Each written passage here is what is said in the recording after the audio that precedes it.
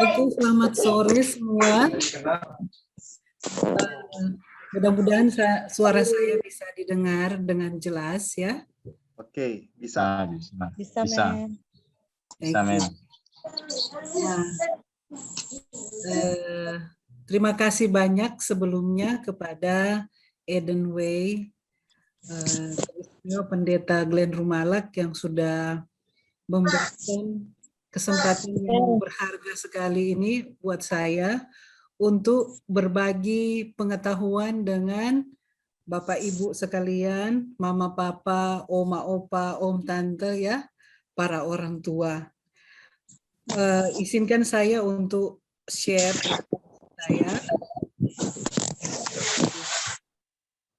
Oke, bisa lihat ya? Iya, bisa. Oke, nah jadi sore ini kita akan membahas mengenai bahasa. Bahasa sebagai sebuah kesalehan praktis. Nah, jika kemudian dalam seminar saya ini, Bapak Ibu melihat ada kutipan-kutipan yang saya ambil, itu adalah kutipan yang dimaksudkan untuk membahas dalam konteks parenting ya, sebagai orang tua. Bukan dalam konteks kita sebagai mungkin anggota jemaat, atau tidak ada kaitannya dengan peraturan-peraturan jemaat atau gereja. Kalau saya mengutip itu adalah untuk digunakan dalam konteks pembahasan saya sore ini, yaitu parenting, peran kita sebagai orang tua. Saya mengambil judul ini, Bapak Ibu, bukan karena saya lebih tahu dari Bapak Ibu sekalian, tidak. Seminar ini adalah sebuah hasil dari istilahnya kemarahan pribadi. Sorry, bukan kemarahan yang negatif ya. Karena saya melihat ada banyak masalah dalam rumah tangga umat Tuhan, termasuk rumah tangga saya sendiri dan dalam keluarga saya sendiri, bagaimana terjadi banyak kekerasan verbal. Itu sebabnya saya kemudian menggali firman Tuhan terkait dengan isu ini. Kemudian akhirnya saya mendapat banyak sekali informasi yang saya ramu menjadi sebuah seminar. Nah, mari kita lihat tujuan seminar kita sore ini adalah untuk membahas tentang kekerasan verbal terhadap anak dalam rumah tangga berdasarkan cara pandang Gereja Masehi Advent hari ke-7. Oke, kekerasan verbal di sini perlu saya jelaskan sedikit. Verbal itu adalah terkait penggunaan kata-kata, ya.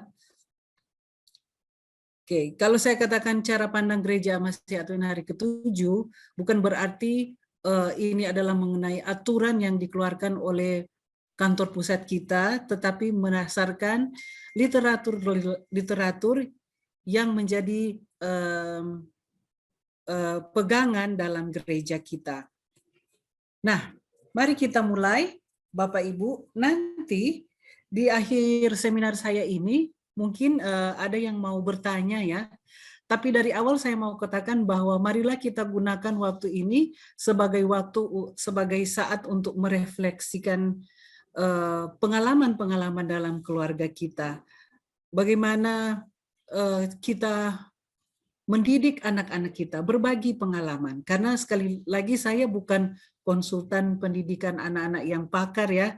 Saya kebetulan hanya belajar dan ingin berbagi. Nah, Bapak Ibu, ada banyak literatur yang membahas mengenai faktor-faktor yang mempengaruhi pertumbuhan serta perkembangan anak-anak. Nah, anak-anak itu bertumbuh dan berkembang sejak masih di dalam bayi. Oke. Nah, pada sore ini kita ingin melihat beberapa faktor yang mempengaruhi tumbuh kembang anak setelah dia lahir, yaitu ada lingkungan biologisnya, ada faktor fisik, ada faktor keluarga dan adat istiadat, dan ada faktor psikososial. Nah, kita akan berfokus pada faktor psikososial. Apa itu faktor psikososial? adalah hal-hal yang berkaitan dengan pertama, stimulasi yang positif dan tepat untuk perkembangan anak-anak. Contoh misalnya pujian, ya, pujian kepada anak-anak. Atau masuk dalam faktor psikososial ini adalah disiplin tidak wajar dan berlebihan. Disinilah kita berfokus pada salah satunya kekerasan verbal. Saya mengambil kutipan dari seorang peneliti yang meneliti di konteks Indonesia. Dia mengatakan salah satu hukuman yang kadang tidak disadari oleh orang tua adalah menyalahkan anak dengan kalimat menyakiti hati dan perasaan anak. Kesalahan tersebut diulang-ulang hingga menyebutkan semua kekurangan anak. Kondisi inilah yang menjadi awal terjadinya kekerasan verbal pada anak.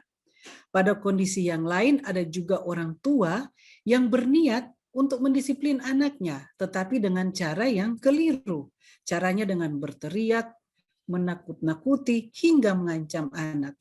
Ketika anak mendapatkan perlakuan tersebut, maka semua itu akan tersimpan dalam ingatannya dan akan membentuk karakternya sehingga bisa menghambat perkembangan anak. Nah, apa itu kekerasan terhadap anak? Secara umum ada dua, yaitu fisik dan verbal. Fisik, kita semua tahu fisik ya, memukul, ya, menganiaya secara fisik, dan verbal adalah lewat kata-kata. Oke, ini kekerasan fisik bisa saja memukul, contoh memukul ya. Apa itu kekerasan verbal terhadap anak? Perlakuan salah terhadap anak, yaitu penganiayaan fisik, kelalaian, penganiayaan emosional, kekerasan verbal, penganiayaan seksual, dan sindrom Munchausen. Ini bahasa Indonesianya. Jadi kekerasan verbal itu adalah pada kategori penganiayaan emosional. Ini adalah beberapa tipe perlakuan salah terhadap anak. Dan kekerasan verbal masuk pada penganiayaan emosional terhadap anak. Jadi kita tidak memukul, tetapi kita menyakiti anak secara emosional oleh karena kata-kata kita. Penganiayaan emosional verbal itu sama dengan kata-kata yang merendahkan anak. Oke, ada sumber-sumbernya di bawah. Bapak Ibu boleh lihat. Nah, penganiayaan emosional verbal ini adalah kata-kata yang merendahkan anak. Nanti kemudian ketika kita merendahkan anak-anak bisa diikuti dengan tindakan melalaikan anak atau mengisolasi anak dari hubungan sosialnya atau menyalahkan anak secara terus-menerus. Nah, kekerasan verbal menurut orang yang lain lagi adalah penghinaan. Dalam kategori penghinaan ini kita menghina anak, mengejek anak, menyebut nama-nama yang tidak pantas, membuat anak merasa kekanak-kanakan, menentang identitas anak, atau menentang martabat dan harga diri anak, serta mempermalukan, dan sebagainya. Itu adalah bentuk kekerasan verbal terhadap anak, ya. Saya tahu di sini ada banyak anak-anak juga mungkin yang sedang mengikuti dan orang tua. Itu sebabnya saya sebisa mungkin tidak menyebutkan ekspresi-ekspresi yang sering dikatakan oleh orang tua, ya. Bisa saja anak-anak mendengarnya. Nah, kekerasan verbal oleh orang yang lain mengatakan adalah tindakan atau perilaku lisan yang memiliki dampak emosional yang merugikan. Contoh, ketika anak menangis, orang tua menyuruh anak diam atau jangan menangis. Nah, Bapak Ibu mungkin merasa aneh ya, anak menangis tapi disuruh diam, itu termasuk kekerasan verbal. Saya sendiri baru mengetahui bahwa ini adalah kategori kekerasan verbal. Jika kita menyuruh anak diam atau jangan menangis. Sebagai orang tua, kita harus memahami apa yang terjadi kepada anak-anak kita apa yang memicu sehingga dia menangis, dan kita diharapkan untuk memberikan perasaan nyaman, tenang, dan menghibur anak, bukan menyuruh diam atau melarang dia menangis. Atau ketika anak berbicara, ya, anak mengungkapkan pikirannya, anak mengekspresikan perasaannya dalam cara anak-anak yang sangat natural dan terbuka, polos, belak-belakan. Orang tua mengatakan, kamu bodoh, kamu cerewet, kamu kurang ajar. Itu adalah bentuk kekerasan verbal. Dan anak-anak akan mengingat semua kekerasan verbal ini. Yang lain mengatakan, kekerasan verbal adalah penganiayaan emosi, ya, penganiayaan emosi atau perilaku menyakiti emosi terhadap anak yang dilakukan secara terus-menerus dan berdampak buruk terhadap perkembangan anak. Contoh, penggunaan bahasa yang mengandung arti bahwa anak tidak disayang atau anak tidak memiliki kecakapan, atau juga berupa perilaku pengabaian dan penelantaran terhadap kebutuhan dasar anak. Kekerasan verbal itu juga adalah perkataan yang menyakiti perasaan dan psikis anak, mengucapkan kata-kata yang kasar tanpa menyentuh secara fisik, seperti mengancam, memfitnah, menghina. Itu adalah contoh kekerasan verbal. Jika ini terjadi terus-menerus akan mengganggu perkembangan pada anak. Nah, itu adalah definisi-definisi dari kekerasan verbal yang saya ambil dari artikel-artikel yang sifatnya ilmiah. Sekarang kita akan melihat bagaimana kekerasan verbal itu dalam literatur-literatur yang digunakan oleh gereja kita. Nah, apa itu kekerasan verbal? Saya merangkum dari beberapa istilah yang dikatakan yang digunakan oleh Nyonya White terkait kekerasan verbal, yaitu kata-kata tidak sabar, perintah yang tidak sabar dan penuh emosi, perkataan bernada gusar dan tidak simpatik, nada memerintah, teguran keras, kata-kata mengintimidasi, kritik terlalu keras, berbicara dengan suara tinggi, kata-kata sombong dari orang tua, dan kata-kata ejekan. Itu adalah istilah-istilah yang digunakan Ellen White untuk menggambarkan, mendeskripsikan istilah kekerasan verbal yang kita ketahui dewasa ini. Mengapa penting bagi kita untuk membahas kekerasan verbal terhadap anak? Yang pertama adalah kita ingin menghormati Tuhan melalui disiplin rumah tangga.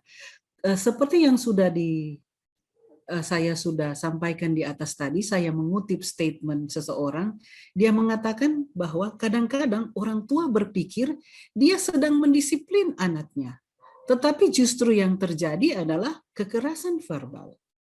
Oke? Nah, disiplin yang dimaksudkan bagi kita adalah disiplin yang bisa menimbulkan rasa hormat kepada Allah. Mari kita lihat statement Ibu Nyonya Ellen White. Oh, betapa Allah tidak dihargai dalam sebuah keluarganya, dalam sebuah keluarga yang di dalamnya tidak ada pemahaman yang benar mengenai apa itu disiplin keluarga.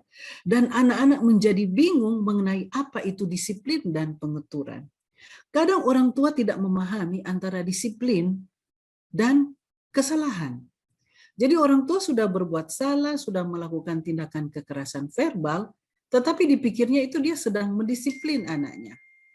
Ini menyebabkan anak-anak menjadi bingung. Dan memang dalam literatur ilmiah dewasa ini mengatakan bahwa anak-anak kadang bingung. Mereka hilang arah oleh karena tindakan orang tua. Memang benar bahwa disiplin yang terlalu keras, terlalu banyak kritik, undang-undang dan peraturan, undang-undang ini maksudnya disiplin aturan-aturan ya, yang tidak perlu menyebabkan penghinaan terhadap otoritas dan pengabaian peraturan yang Kristus sendiri akan melakukannya. Jadi Bapak Ibu, disiplin yang terlalu keras, terlalu banyak kritik, aturan yang tidak pada tempatnya menyebabkan penghinaan terhadap otoritas dan peraturan yang Kristus sudah buat bagi kita. Mengapa kita perlu mengetahui mengenai kekerasan verbal? Karena firman Tuhan tidak mengizinkan kekasaran. Ketidakbahagiaan sering disebabkan oleh penggunaan talenta berbicara yang tidak bijaksana. Firman Tuhan tidak mengizinkan siapapun untuk berbicara dengan kasar, yang kemudian menciptakan perasaan yang tidak menyenangkan dan ketidakbahagiaan dalam keluarga. Anggota keluarga yang lain kehilangan rasa hormat mereka terhadap orang yang berbicara demikian. Apabila dia mau menahan perasaannya, dia dapat memenangkan kepercayaan dan kasih sayang semua orang. Bapak Ibu, saya ini hanya membagikan nasihat-nasihat ya, tetapi saya sendiri dalam rumah tangga saya sendiri masih banyak pergumulan. Bagi saya pribadi sebagai orang tua, sebagai seorang pribadi masih banyak pergumulan. Dan saya yakin ini pun menjadi pergumulan kita semua. Mari kita ikuti selanjutnya. Mengapa perlu kita mempelajari kekerasan? Karena gereja perlu melakukan reformasi. Tuhan memanggil orang-orang percaya untuk berhenti mencari-cari kesalahan, untuk berhenti mengucapkan kata-kata yang tidak dipikirkan dan tidak baik. Para orang tua, biarlah kata-kata yang Anda ucapkan kepada anak-anak Anda ramah dan menyenangkan, agar para malaikat dapat membantu Anda dalam menarik mereka kepada Kristus. Reformasi menyeluruh diperlukan di gereja, harus segera dimulaikan. Biarlah semua gerutuhan dan keresahan dan memarahi berhenti. Mereka yang menggerutu dan memarahi menutup pintu bagi malaikat-malaikat surga dan membuka pintu bagi malaikat-malaikat jahat. Nah, di sini saya ingin katakan, statement yang saya gunakan di sini adalah dalam konteks seminar saya untuk orang tua. Jadi mungkin jangan dikait-kaitkan dengan hal-hal yang lain dalam kehidupan bergereja. Tetapi Bapak Ibu sekalian, ada satu hal penting ya yang juga disarankan dalam banyak literatur ilmiah terkait mendidik anak adalah kita sebagai orang tua harus menjadi pemutus rantai kekerasan, termasuk kekerasan verbal. Ada banyak penelitian yang mengatakan bahwa orang tua mempraktekkan kekerasan verbal terhadap anak-anaknya karena begitulah cara mereka dibesarkan dalam rumah tangga mereka. Nah, jika kita sudah mengetahui bahwa itu adalah sebuah kekerasan, tidak diizinkan oleh firman Tuhan, ya, dan kita harus melakukan perubahan, maka kita harus berhenti di sini. Kita harus menjadi pemutus rantai kekerasan. Oke. Itu sebabnya kita keluarga sebagai unit pembentuk gereja, ya, kalau Bapak Ibu lihat gereja kita itu terdiri dari apa? Terdiri dari keluarga-keluarga. Maka gereja perlu melakukan reformasi. Oke, dalam hal pendidikan anak. Dalam hal saling mengingatkan untuk berhenti melakukan kekerasan verbal terhadap anak-anak kita. Saya teringat, minta maaf saya menggunakan contoh saya pribadi, saya teringat ketika anak saya yang tua, ya, masih berumur sekitar 6-7 tahun, dan kami bergereja di gereja saya ketika saya masih kecil di Bitung. Anak saya ini senang bertemu dengan sepupu-sepupunya. Jadi dia duduk dengan mereka. Anak saya ini termasuk pendiam. Dia duduk dengan diam-diam. Tiba-tiba datanglah Bapak Kostor. Bapak Kostor ini istilah orang Manado, tidak ada hahi hu heho, tidak ada alasan apa-apa, tiba-tiba dia langsung mengintimidasi anak-anak ini. Awas mau nih, Pak ribut mau di situ. Kita mau ika penguni. Ini saudara-saudara, situasinya lagi peralihan acara dari sekolah sahabat mau ke acara khotbah. Dan koster ini mendatangi anak-anak itu dan mengintimidasi mereka. Anak-anak itu sedang duduk. Yes, mereka sedang berbicara, bercakap-cakap, namanya anak-anak ya. Tetapi anak saya lagi diam, dia tidak bicara dengan mereka. Dia sedang duduk diam dan tiba-tiba diintimidasi. Saya kemudian memanggil, ketika koster itu keluar, saya kemudian mengikuti koster itu dan mengatakan kepada dia bahwa saya tidak setuju dengan perilakunya seperti itu. Itu perilaku yang salah, mengintimidasi anak-anak. Ini adalah salah satu bentuk kekerasan verbal. Dan saya harus katakan bahwa materi ini saya cari setengah mati, saya ramu, karena ini adalah bentuk protes saya terhadap orang tua saya sendiri yang banyak melakukan kekerasan verbal, termasuk mengancam anak-anak yang ribut dalam gereja. Secara natural, anak-anak itu mereka ekspresif. Mereka anak-anak yang masih kecil, belum mengerti etika sosial. Oke, mereka masih perlu dididik. Mendidik mereka bukan dengan mengintimidasi dan mengancam. Saya banyak kali melihat ada oma-oma ya, ada oma-oma atau opa-opa, para diakon, diakones yang mengintimidasi anak-anak karena mereka ribut. Yang mengancam anak-anak karena mereka jalan-jalan di gereja. Saya tidak mengatakan bahwa anak-anak kita yang ribut atau jalan-jalan itu adalah hal yang baik. Tidak. Tanggung jawab orang tua juga harus menanamkan kepada anak-anak sikap hormat saat datang ke rumah Tuhan. Tetapi itu pun tidak menjadi alasan yang tepat untuk kita melakukan kekerasan verbal terhadap anak-anak. Jadi kalau ada oma opa di sini, om tante, orang tua yang suka mengancam anak-anak di gereja, bertobat, berhenti. Itu hal yang keliru. Ada banyak cara mendidik anak lain yang lebih bijaksana. Itu sebabnya pada titik ini gereja kita perlu melakukan reformasi, memutus rantai kekerasan verbal, bukan menjadi wadah di mana anak-anak belajar bahwa kekerasan verbal itu adalah hal yang patut untuk dilakukan. Itu keliru. Oke, kenapa kita penting membahas kekerasan verbal? Oleh karena keluarga mempengaruhi kehidupan kerohanian gereja. Pengaruh keluarga adalah begitu penting sehingga itu akan membawa manfaat dan berkat dalam gereja. Jangan pernah sekali-kali mengeluh atau mencari-cari kesalahan. Ada gereja-gereja di mana kerohaniannya hampir pudar karena roh memfitnah diizinkan masuk. Jadi, kenapa kita penting mempelajari kekerasan verbal? Karena keluarga seperti yang saya sebutkan tadi merupakan unit utama pembentuk gereja kita. Gereja itu terdiri dari keluarga. Generasi yang sekarang akan digantikan oleh generasi berikutnya. Itu sebabnya pengaruh keluarga sangat penting dan sangat penting bagi keluarga-keluarga untuk pelajari bahwa kekerasan verbal itu tidak diizinkan oleh firman Tuhan. Oke, kita dipanggil untuk menghidupkan kesalehan yang praktis dalam rumah tangga kita. Itu sebabnya kita harus belajar mengenai kekerasan verbal agar kita berhenti melakukannya. Kata-kata yang menyenangkan dan memberi semangat tidak merugikan dibandingkan dengan kata-kata yang tidak menyenangkan dan mengecewakan. Apakah Anda tidak suka kata-kata kasar diucapkan kepada Anda? Kita sebagai orang tua bagaimana? Apakah kita merasa oke-oke saja kalau orang mengasari kita dengan kata-kata mereka? Ingatlah bahwa ketika Anda mengucapkan kata-kata seperti itu, orang lain merasakan sengatan yang tajam. Orang tua, bawalah kesalehan praktis ke rumah.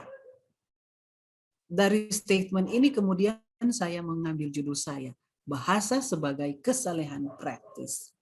Malaikat tidak tertarik dengan rumah di mana perselisihan berkuasa, di mana terjadi banyak perselisihan. Didiklah anak-anak Anda untuk mengucapkan kata-kata yang akan membawa sinar matahari dan kegembiraan. Saudara-saudara, kita ingin menghidupkan sebuah kesalehan, kehidupan yang saleh. Dan kita ingin anak-anak untuk memiliki kehidupan yang saleh. Dan anak-anak banyak belajar dari teladan kita. Itu sebabnya kita harus mempraktekkan sebuah kehidupan yang saleh secara praktis. Ya. Salah satunya adalah penggunaan kata-kata kita. Oke, jadi kata-kata itu adalah salah satu bentuk kesalehan yang praktis. Orang tua harus belajar mewakili karakter Allah dalam tindakan disiplin. Tuhan menuntut Anda untuk mendidik anak-anak Anda. Dalam menjalankan disiplin, gunakan semua prinsip dan praktek seorang guru bijaksana yang berada di bawah kendali Tuhan. Jika kuasa mengubah Allah dilakukan di rumah Anda sendiri akan menjadi seorang pelajar setiap hari. Anda akan menggambarkan karakter Kristus dan upaya Anda ke arah ini akan menyenangkan Allah. Jangan pernah mengabaikan pekerjaan yang seharusnya dilakukan untuk anggota termuda dari keluarga Tuhan. Saudara-saudara, kita ingin menggambarkan karakter Allah di hadapan anak-anak. Karena anak-anak belajar mengenai siapa Allah adalah melalui melihat kehidupan kita, melihat perilaku kita, melihat, mendengar kata-kata kita. Itulah peran kita dalam mewakili Allah untuk mendidik anak-anak. Mewakili menjadi pola melalui mana anak-anak melihat siapa Allah itu. Itu sebabnya jika Anda menerapkan kekerasan verbal, maka anak-anak akan salah melihat Allah. Mereka akan melihat Allah sebagai oknum yang kasar, yang keras, yang tidak memiliki kasih. Oleh karena kata-kata kita yang keras dan kasar tidak memiliki kasih terhadap mereka. Kapan orang tua melakukan kekerasan terhadap anak? Kapan? Saat capek. Ya, saat capek. Capek fisik, apalagi capek mental. Ketika kita merasa capek, kita terkadang terdorong untuk bersikap yang kasar. Atau ketika orang tua kurang sehat, sakit ya. Ada banyak pengalaman pribadi mungkin ya, ketika kita sakit, emosi kita gampang terganggu, kita menjadi kurang sabar ya, sehingga mungkin saja terjadi kekerasan verbal saat kita sakit. Tertekan oleh beban-beban hidup. Bapak Ibu, di zaman COVID-19 ini, di mana ada banyak tekanan yang kita rasakan ya. Apakah itu tekanan financial ya, menyebabkan kita menjadi hilang sabar dan kita melakukan kekerasan, khususnya kekerasan verbal kepada anak-anak kita. Apalagi ketika anak-anak itu tidak keluar dari rumah. Seharian kita dan mereka di dalam rumah. Ya. Dan berpotensi untuk menimbulkan masalah antara orang tua dan anak-anak. Kemudian memiliki roh menguasai, dominasi, dan otoriter. Memang ada literatur-literatur yang mengatakan bahwa terkadang pemicu terjadinya kekerasan verbal adalah karakter atau personality orang tua itu tersebut. Yaitu orang tua mungkin yang otoriter dan sangat dominan, cenderung melakukan kekerasan verbal terhadap anak-anak. Itu sebabnya Ellen White menasihatkan agar orang tua belajar dari Allah, agar orang tua selalu hidup dalam roh, ya, agar supaya roh menguasai hidupnya dan tidak terjadi kekerasan verbal terhadap anak-anak. Apakah akibat dari kekerasan terhadap anak? Dalam hal ini kekerasan verbal, ya. Anak-anak kehilangan rasa hormat terhadap orang tua. Anak-anak berbicara dengan tidak hormat kepada orang tua karena dia belajar ya bagaimana berkata-kata kasar dari orang tuanya dan dia mempraktekannya. Kekerasan verbal menghancurkan pengaruh orang tua terhadap anak-anak. dan memerlukan waktu yang lama untuk memulihkannya.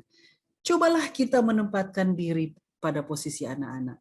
Jika ada orang yang mengatakan kata-kata kasar kepada kita berulang-ulang, bagaimana kira-kira perasaan kita terhadap mereka? Apakah kita ingin dekat dengan orang itu? Atau justru kita ingin menjauh sejauh-jauhnya dari mereka? Oke, akibat lain, mengeringkan cinta dan kasih sayang di hati anak-anak, atau mengusir rasa cinta. Anak merasa tidak dipedulikan. Betul, anak merasa tidak dipedulikan, melukai hati anak-anak, membangkitkan emosi terburuk pada diri anak-anak. Ada beberapa kasus di mana anak-anak ingin membunuh diri oleh karena stigma yang besar diberikan kepada dia lewat kekerasan verbal. Dia merasa tidak berharga, dia merasa tidak dikasihi, dia merasa bukan siapa-siapa, dia merasa tidak diterima dalam keluarga dan dalam lingkungan sosial, sehingga menuntun anak ini kepada niat untuk membunuh diri. Inilah yang dimaksudkan dengan membangkitkan emosi terburuk pada diri anak-anak. Atau jika dia tidak ingin membunuh dirinya, dia ingin melukai orang lain. Oke, dia ingin membuat orang lain tidak bahagia. Oleh karena dia tidak bahagia. Dia tidak merasakan apa cinta itu. Dan ia ingin merefleksikan emosi yang negatif ini kepada orang lain. Menciptakan ketakutan pada anak-anak. Yes, betul. Anak-anak merasa takut. Anak-anak banyak menangis, tidak bahagia. Oke, oleh karena di rumah mengalami banyak kekerasan verbal, menciptakan perselisihan, dan membuat anak-anak bingung. Anak-anak menjadi berkecil hati dan tidak akan mengindahkan suara perintah yang keras dan marah, ataupun peduli terhadap ancaman hukuman. Memang benar Bapak Ibu, saya pernah mendapati banyak ya pengalaman seperti itu, di mana anak-anak yang susah untuk diatur, susah untuk diarahkan, dibentuk, dididik, oleh karena terlalu sering mendapat kekerasan dalam rumah tangga. Entah itu dipukul atau kekerasan verbal. Susah sekali untuk membentuk hati yang kecil ini, untuk membentuk otak yang masih belia ini, untuk menerima didikan, dibimbing, oleh karena mereka dididik terlalu keras. Menggunakan orang tua mungkin melakukan kekerasan verbal terhadap mereka. Itu sebabnya dikatakan mereka mengabaikan semua peraturan dan menunjukkan rasa tidak hormat terhadap hukum-hukum Kristus, mendorong anak-anak untuk melanggar perintah-perintah Allah. Bapak Ibu, jika kita flashback ya, melihat ke belakang, anak-anak sebelum mereka mengetahui aturan di sekolah, aturan-aturan yang berlaku dalam kehidupan sosial komunitas, atau undang-undang peraturan-peraturan pemerintah, mereka pertama-tama belajar mengenai peraturan dalam rumah tangga. Jika kekerasan verbal ya yang kita pikir sebagai disiplin itu kita banyak lakukan terhadap mereka, atau mereka dipukul dan mereka terbiasa untuk tidak mengindahkan peraturan, maka mereka akan bertumbuh besar menjadi seorang dengan kepribadian yang tidak mengindahkan aturan. Jadi apa yang orang tua pikir disiplin, ya, disiplin yang salah tidak akan mendisiplin anak-anak ini. Justru akan menciptakan generasi penerus yang tidak mengindahkan aturan. Itu adalah akibat dari kekerasan terhadap anak-anak. Merusak karakter anak-anak, menuntun anak kepada jalan kehancuran. Anak-anak kehilangan kehidupan bahagia yang kekal. Ketika bertumbuh dewasa, anak-anak menjadi tukang kritik, tukang mencari-cari salah, tidak mempercaya orang tua, tidak mau mengakui kesalahan mereka karena mereka tahu bahwa teguran keras pasti akan mengikutinya. Mungkin dipukul, dihukum begitu keras. Jadi mereka tidak mau mengakui kesalahan mereka. Anak-anak melakukan penipuan untuk menghindari kata-kata kasar yang diucapkan kepada mereka. Anak-anak, dengan kata lain, anak-anak belajar berdusta, memanipulasi situasi demi menghindari hukuman, demi menghindari celaan atau kata-kata menghina atau ejekan terhadap mereka. Mereka akan menghindari kebenaran untuk menghindari celaan dan hukuman, membuat anak-anak takut untuk berterus terang. Sangat menyedihkan, ya. Orang tua kehilangan kesempatan untuk menanamkan prinsip-prinsip yang benar ke dalam pikiran si anak. Orang tua gagal memberikan pengaruh melembutkan yang seharusnya mereka tunjukkan kepada anak-anak mereka. Membuat anak-anak jijik terhadap orang tuanya. Membuat anak-anak membenci semua pengajaran agama dari orang tua mereka. Jika saudara mengajarkan bahwa Tuhan itu pengampun, pengasih, penyayang, panjang sabar, mereka tidak akan mempercayai konsep ini. Mereka tidak suka dengan agama kita. Karena yang mereka lihat dari orang tua adalah kata-kata yang kasar, disiplin yang keras. Mereka dipukul, didisiplin begitu rupa, melampaui kemampuan mereka sebagai anak-anak. Anak-anak belajar berkelahi dan bertengkar. Ya, karena itulah yang mereka alami. Menghancurkan kedamaian dan kebahagiaan seluruh keluarga. Dengan kata lain, menghancurkan keluarga. Ada banyak hubungan keluarga yang rusak oleh karena orang tua yang melakukan kekerasan verbal terhadap anak-anak. Ketika bertumbuh menjadi dewasa, hubungan tidak harmonis, menghancurkan kedamaian, kebahagiaan, dan hubungan orang tua dan anak-anak.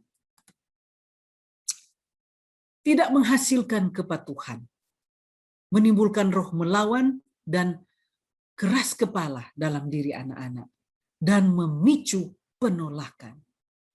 Dan saudara-saudara, ada akibat fisik juga, melukai telinga, melukai saraf, menyebabkan penderitaan mental, dan menghancurkan kesehatan.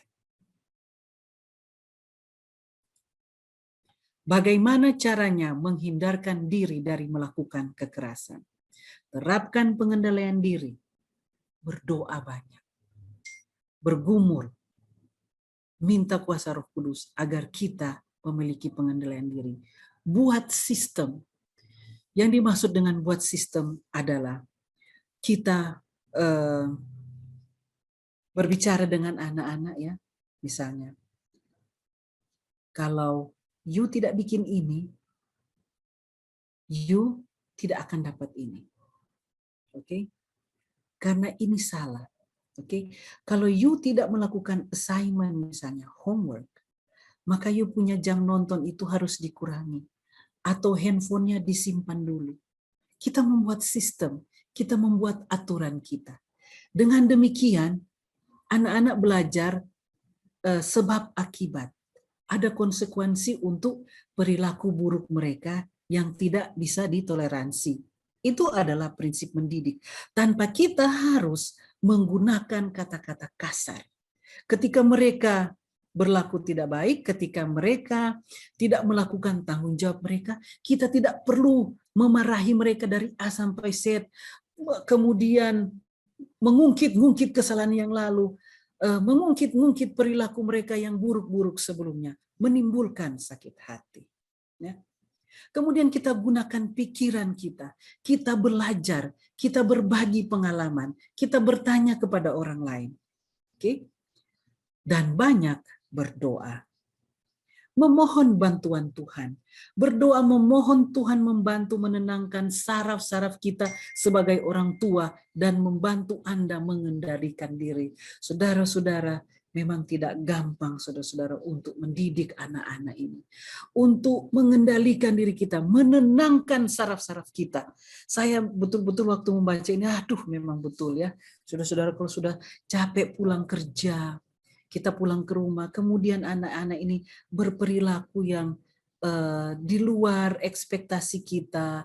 Mereka mungkin sebagai anak-anak, mereka hilaf dan mereka berbuat sesuatu yang tidak menyenangkan. maka saraf-saraf kita ini langsung bereaksi. Tetapi nasihat kita memohon bantuan Tuhan.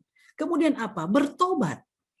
Ketika ayah dan ibu bertobat, akan ada pertobatan menyeluruh dari prinsip-prinsip manajemen mereka.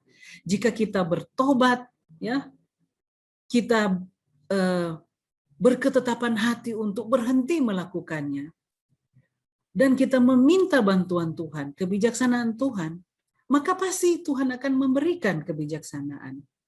Pikiran mereka akan bertobat, lidah mereka akan bertobat, tidak akan ada pembicaraan yang keras dan marah di rumah.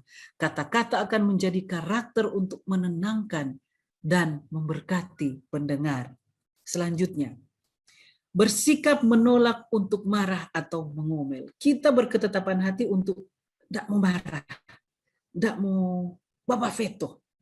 Tuhan akan menunjukkan jalan kepada Anda. Kalau saudara kurang yakin, saudara boleh doakan statement Ellen White ini.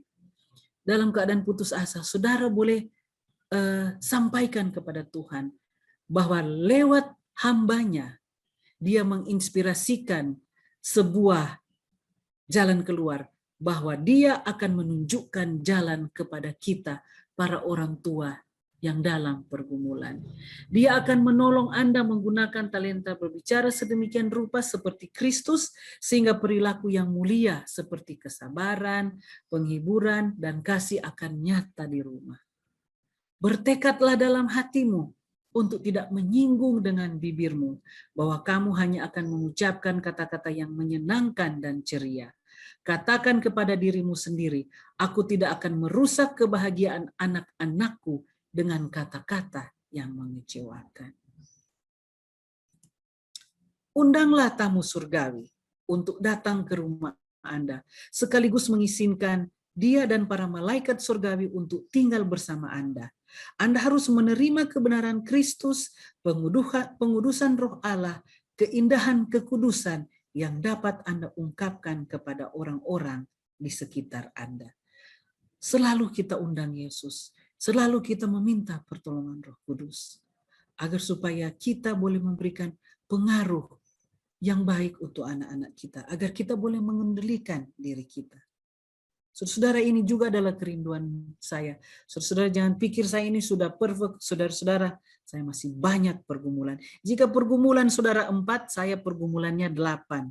Ya, saya masih muda, anak-anak saya masih kecil, saya masih banyak pergumulan. Ketika anak-anak Anda berbuat salah dan dipenuhi dengan pemberontakan, wah, ini anak-anak umur teenager belasan tahun paling suka berargumen dengan orang tua. Mereka merasa diri mereka paling benar. Dan ketika Anda berada pada situasi seperti ini dan Anda tergoda untuk berbicara dan bertindak kasar, nasihat kepada kita adalah berhenti sejenak sebelum Anda memperbaikinya. Beri mereka kesempatan untuk berpikir dan biarkan amarah Anda menjadi dingin. Oke, jika kita terdorong untuk marah, adalah lebih baik bagi kita untuk diam. Kita minta mereka untuk memikirkan kata-kata mereka, dan kita menjauh dari mereka dan membiarkan amarah kita menjadi dingin. Sebelum mengoreksi mereka, menyendirilah. Dan mintalah Tuhan melembutkan dan menaklukkan hati anak-anak Anda dan memberikan Anda kebijaksanaan dalam mengoreksi mereka. Suami saya ada di ruangan sebelah, kami berdua sedang banyak pergumulan untuk masalah seperti ini. Kita semua dalam pergumulan, ya. Metode ini tidak pernah sekalipun gagal. Ini catatan Ellen White. Ini nasihat yang diinspirasikan oleh Tuhan. Menyendiri dan minta Tuhan untuk melembutkan dan menaklukkan hati anak-anak kita. Dan berikan kita kebijaksanaan. Metode ini tidak pernah sekalipun gagal. Anda tidak dapat membuat seorang anak memahami hal-hal rohani ketika hatinya dipenuhi kemarahan. Kita bersyukur untuk nasihat ini. Kita belajar dan kita berdoa Semoga kita mampu untuk melaksanakannya. Bukan semoga, tetapi kita harus berupaya untuk bisa menerapkannya. Ketika orang tua atau guru menjadi tidak sabar dan berada dalam bahaya berbicara secara tidak bijaksana, sebaiknya dia tetap diam. Sebaiknya diam daripada mengucapkan kata-kata yang tidak bijaksana. Ada kekuatan luar biasa dalam berdiam diri. Saudara-saudara, ini adalah statement yang sangat penting. Ada kekuatan luar biasa dalam berdiam diri. Ketika saya merasa marah dan terpancing untuk mengucapkan kata-kata yang membuat saya malu, saya akan diam dan langsung keluar dari ruangan dan meminta Tuhan agar memberi saya kesabaran untuk mengajar anak-anak ini. Ini adalah pengalaman pribadi dari Nyonya Ellen White. Dia diam dan keluar dari ruangan dan meminta Tuhan berikan dia kesabaran dan Tuhan mengajar anak-anak ini. Kemudian saya bisa kembali dan berbicara dengan mereka dan memberitahu mereka bahwa mereka tidak boleh melakukan kesalahan ini lagi. Saudara-saudara, Ellen White dalam pengalamannya, dia meminta Tuhan mengajar anak-anak ini. Karena pada dasarnya, anak-anak ini diberikan Tuhan kepada kita. Istilahnya anak-anak ini adalah titipan Tuhan kepada kita untuk dididik. Jika kita mengalami kebuntuan, putus asa, dan tergoda untuk mengucapkan kata-kata tidak bijaksana, kita panggil Tuhan untuk mengintervensi urusan pendidikan anak-anak. Karena Tuhan yang menitipkan anak-anak kepada kita. Selanjutnya, bernyanyilah. Nyanyikanlah beberapa lagu Sion. Saudara-saudara, waktu saya baca ini, saya, wah, begitu ya, bernyanyilah. Saya sudah coba mempraktekkan, tetapi masih jarang, saudara-saudara. Belum rutin ya kalau marah dan bernyanyi. Kiranya Roh Kudus boleh membantu kita ya, supaya kita boleh bernyanyi saat kita tergoda untuk bersikap kasar atau melakukan kekerasan kepada anak-anak. Apa manfaat dari bertindak baik dan berucap penuh kasih? Kata pujian dan hiburan merupakan pengikat hati antara anak dan orang tua dan membawa kebahagiaan di hati anak-anak. Anak-anak memiliki sifat sensitif dan penuh kasih. Mereka mudah dibuat senang dan mudah dibuat tidak bahagia. Betul, saudara-saudara. Anak-anak semakin kecil umurnya, ya, mereka semakin mudah untuk kita buat senang. Perhatikan bayi-bayi yang kecil. Kita menggerakkan tangan kita, mereka ketawa. Orang bilang, orang cuma kasih kaget pada orang sudah tawa setengah mati. Anak-anak semakin kecil mereka, semakin mudah untuk dibuat senang. Semakin mudah untuk kita buat bahagia. Oke, mereka sangat sensitif dan secara alamiah penuh kasih. Dengan disiplin lembut lewat kata-kata serta tindakan penuh kasih, para ibu dapat mengikat anak-anak mereka di hati mereka. Dan ikatan ini jika dirawat terus, istilahnya seperti tanaman disirami terus dengan air, diberi pupuk, akan berkembang terus sehingga sampai mereka dewasa. Ikatan itu tidak pernah akan putus dari hati mereka dan hati kita. Tetapi jika dari kecil yang mereka terima adalah pukulan, kata-kata yang menyakiti hati, menghina, merendahkan, merusak self nilai diri mereka, semakin lama,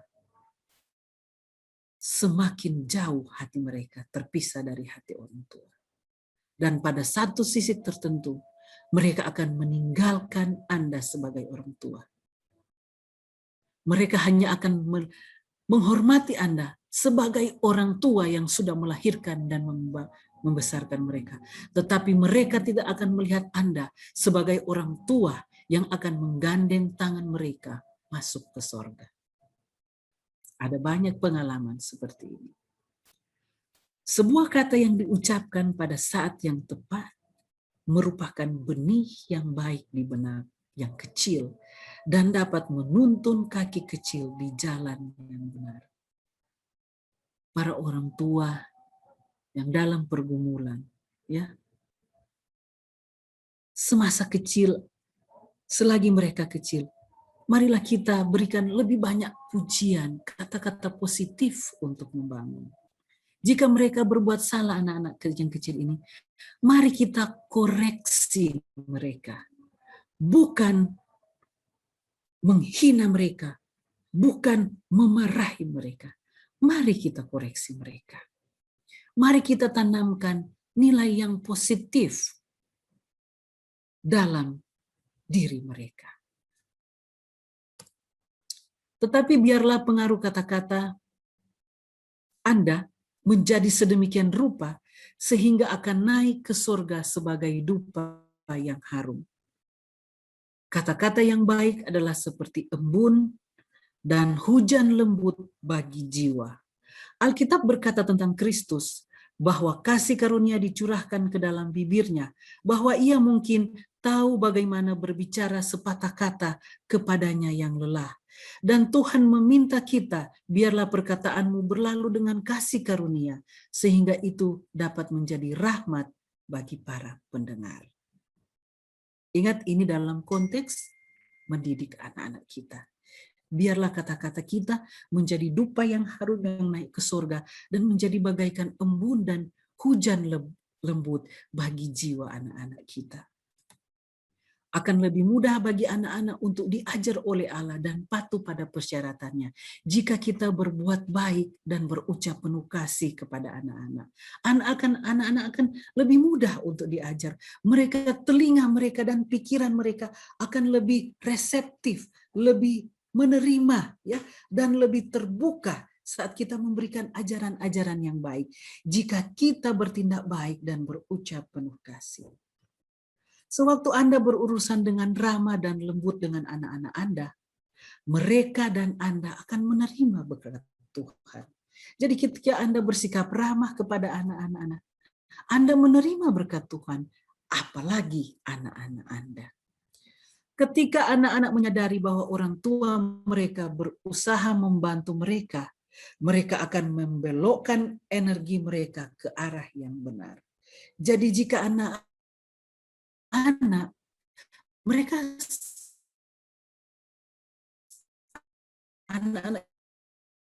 kita adalah sensitif. Dan jika mereka aktif kepada mereka, sedang support mereka, menyokong mereka untuk memiliki perilaku yang baik, maka energi mereka akan dibelokkan menjadi ke arah yang benar. Dengan kata lain, anak-anak itu akan muncul dalam diri mereka keinginan untuk menjadi baik. Karena orang tuanya mengasihi mereka, orang tuanya memperhatikan mereka, orang tuanya care dengan mereka, dan mereka senang jika diperhatikan, dikasihi oleh orang tua, dan mereka akan berupaya supaya menghasilkan perilaku yang baik. Mereka berupaya supaya segala sesuatu yang mereka lakukan bisa membuat orang tuanya senang dan terus mengasihi mereka. Itulah maksudnya. Anda akan menjadi siswa terbaik di sekolah Kristus, dan anak-anak Anda akan menjadi anak-anak terbaik. Dengan cara ini Anda dapat mengajar mereka untuk menghormati Allah dan mematuhi hukum-Nya. Karena Anda akan mengatur mereka dengan cara yang terbaik, dan dengan melakukan ini Anda membesarkan anak-anak dalam masyarakat yang akan menjadi berkat bagi semua orang di sekitar mereka. Anda membuat mereka layak menjadi pekerja bersama dengan Allah. Anak-anak kita akan menjadi berkat bagi masyarakat, ya. Dan anak-anak kita akan menjadi pekerja bersama dengan Allah. Jika seorang anak diperlakukan dengan cara yang tenang dan baik, itu akan mempertahankan sifatnya yang menyenangkan. Anak-anak itu akan menjadi berkat bagi masyarakat oleh karena dia memiliki sifat menyenangkan. Dia boleh bersahabat dengan orang lain, dia boleh bergaul dengan orang lain, dia boleh memiliki pengaruh sosial yang luas oleh karena sifatnya yang menyenangkan. Dengan demikian, dia menjadi pekerja bersama Allah. Nasihat penting bagi kita. Melatih anak-anak dan remaja untuk menjaga kata-kata dan perbuatan mereka adalah sangat penting. Karena tindakan mereka menyebabkan sinar matahari atau bayangan. Tindakan anak-anak kita boleh menjadi berkat atau boleh menjadi kutub, boleh jadi sinar matahari atau bayangan. Tidak hanya di rumah mereka sendiri, tetapi juga dengan semua orang yang berhubungan dengan mereka. Jika Anda menginginkan anak-anak yang diterima oleh pergaulan sosial, anak-anak yang memiliki manfaat pengaruh baik kepada masyarakat, Anda mulaikan dari rumah, mulaikan dengan perilaku dan pengaruh yang baik kepada anak-anak. Salah satunya adalah lewat kata-kata kita. Orang tua mendidik lewat teladan, harus penting kita perhatikan. Kerohanian dapat dipudarkan oleh kritik. Ketika Anda tergoda untuk mengucapkan kata-kata kasar, berdoalah agar ada karunia untuk melawan godaan tersebut. Untuk ini, saudara-saudara, saya harus berdoa, saya harus bergumul, karena ini salah satu kelemahan saya. Ingatlah bahwa anak-anak Anda akan berbicara sesuai apa yang mereka dengar. Anda mendidik mereka lewat teladan. Ini teguran buat saya. Ini nasihat firman Tuhan buat saya. Ingatlah bahwa jika Anda mengucapkan kata-kata kasar kepada sesama anggota gereja, Anda akan mengucapkan kata-kata yang sama di sorga, seandainya Anda diizinkan masuk ke sana. Jadi saudara-saudara, kalau kita terbiasa mengucapkan kata-kata kasar, bisa menurut catatan ini kita akan terbiasa melakukannya di sorga. Kalau kita diizinkan masuk sorga, artinya kalau mau ke sorga, jangan praktekkan itu. Nasihat buat kita semua. Ingatlah bahwa ketika Anda menjadi keras dan sulit dipahami di hadapan anak kecil Anda mengajar mereka untuk menjadi sama. Jika Anda sulit dimengerti anak-anak Anda menjadi figur yang menakutkan bagi anak-anak Anda, maka Anda mengajar anak-anak untuk menjadi seorang pribadi yang sulit dimengerti dan pribadi yang menakutkan bagi orang lain. Tuhan menuntut Anda untuk mendidik anak-anak Anda. Dalam menjalankan disiplin, gunakan semua prinsip dan praktek seorang guru bijaksana yang berada di bawah kendali Tuhan. Anak yang terbiasa dengan didikan baik orang tua akan lebih mudah diajar Allah. Biarlah hanya kata-kata yang menyenangkan yang diucapkan oleh orang tua kepada anak-anak mereka, dan kata-kata penuh hormat oleh anak-anak kepada orang tua mereka. Perhatian harus diberikan pada hal-hal ini dalam kehidupan rumah tangga. Karena jika dalam pembentukan karakter mereka, anak-anak membentuk kebiasaan yang benar, akan lebih mudah bagi mereka untuk diajar oleh Allah dan patuh pada persyaratannya. Jika saudara menginginkan anak-anak Anda menerima firman Tuhan, patuh pada ajaran Tuhan, marilah kita gunakan kata-kata menyenangkan kepada anak-anak, kata-kata penuh hormat kepada anak-anak kita. Gunakan firman Allah dalam mendidik anak-anak. Firman Allah harus dengan bijaksana dibawa kepada pikiran kaum muda dan menjadi standar dalam kejujuran mereka, memperbaiki kesalahan mereka, mencerahkan dan membimbing pikiran mereka, yang akan jauh lebih efektif dalam mengendalikan tabiat impulsif dari kata-kata kasar yang akan memancing kemarahan. Untuk melatih anak-anak mengikuti standar Alkitab memerlukan waktu, ketekunan, dan doa. Kebenaran Alkitab jika diterima akan mengangkat pikiran dari sifat duniawinya dan merendahkan. Jika firman Tuhan dihargai sebagaimana mestinya, baik orang tua maupun muda akan memiliki kejujuran batin, kekuatan prinsip yang akan memungkinkan mereka untuk melawan pencobaan. Yang Maha Kudus Israel telah memberitahukan kepada kita peraturan dan hukum yang mengatur semua kecerdasan manusia. Aturan-aturan ini yang dikatakan sebagai suci, adil, dan baik adalah untuk menjadi standar tindakan di rumah. Penyimpangan dari aturan ini adalah dosa, karena itu adalah fondasi agama. Jika kita melakukan kekerasan verbal kepada anak-anak, itu adalah dosa. Ajarilah mereka dengan sabar.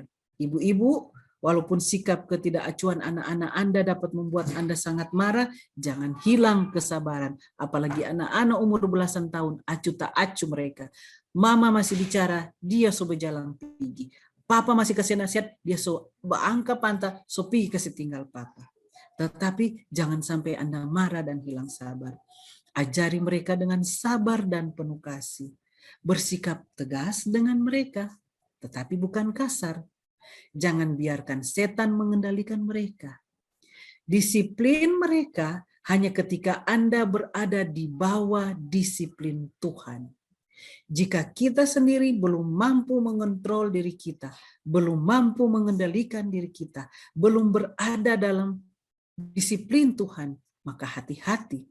Kita harus bertanya, apakah saya sudah layak mendisiplin anak saya? Kristus akan menjadi pemenang dalam kehidupan anak-anak Anda jika Anda belajar tentang Dia yang lemah lembut, suci, dan tidak tercemar. Ajari anak konsekuensi dari perkataan mereka. Biarlah anak-anak dan juga remaja mempelajari apa yang Tuhan katakan tentang hal-hal ini. Kematian dan kehidupan ada dalam kuasa lidah. Bapak Ibu, demikianlah seminar kita pada sore ini. Demikianlah nasihat-nasihat Tuhan buat kita pada sore ini lewat catatan Ellen White. Doa saya kiranya kita akan dimampukan untuk menjadi orang tua yang bijaksana, orang tua yang penuh pengendalian diri, yang dapat menuntun anak-anak kita menjadi pribadi-pribadi yang memiliki pengaruh baik dalam masyarakat, pribadi-pribadi yang menjadi pekerja bersama Allah melalui kata-kata bijaksana penuh kasih yang kita gunakan saat mendidik dan membesarkan mereka. Kiranya ini boleh menjadi berkat bagi kita semua. Saya bawa dalam nama Yesus. Amin. Amin. Terima kasih, puji Tuhan, untuk pelajaran yang sangat berharga ya.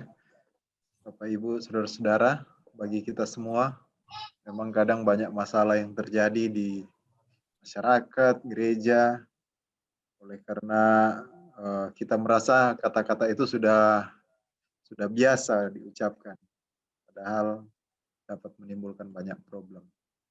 Oke, baiklah saudara-saudara, pada kesempatan ini kita masuk pada sesi sharing, tanya jawab sehubungan dengan materi ini.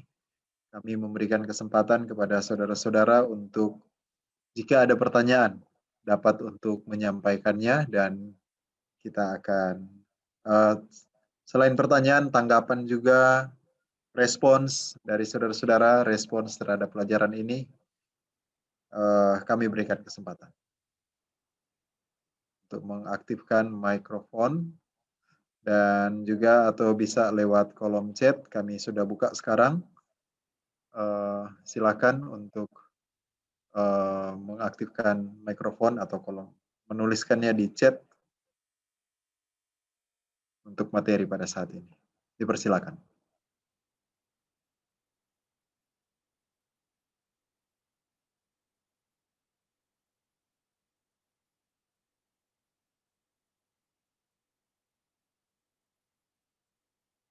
Oke, tidak ada.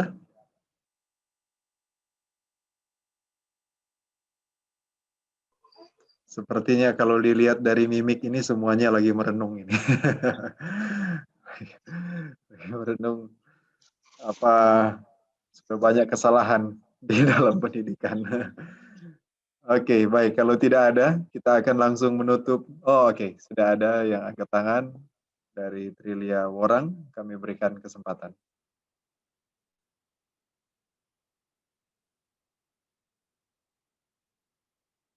Oh, turun Baik, lagi. Oh, baik, iya. terima Silakan. kasih.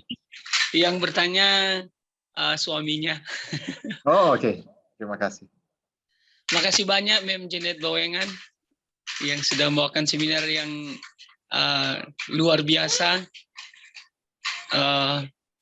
bisa memberikan pelajaran penting. Ini pertanyaan Mem, karena kami juga ada putra yang sudah putra dan putri, tapi yang putra sudah mulai menunjukkan keaktifan. Pertanyaan saya Mem, sejauh mana kita bisa membedakan ini kata-kata disiplin sudah menjadi kekerasan verbal atau masih kata-kata disiplin? Karena kadangkala kata-kata disiplin kita itu juga mungkin sudah agak keras. Jadi mungkin alat ukur apa ya Mem untuk supaya kita menyatakan bahwa ini masih dalam taraf kata-kata yang disiplin, bukan termasuk kekerasan verbal atau sebaliknya, seperti itu. Terima kasih banyak Mem. Iya. Terima kasih, Saudara Arnold. Dipersilakan, Mem.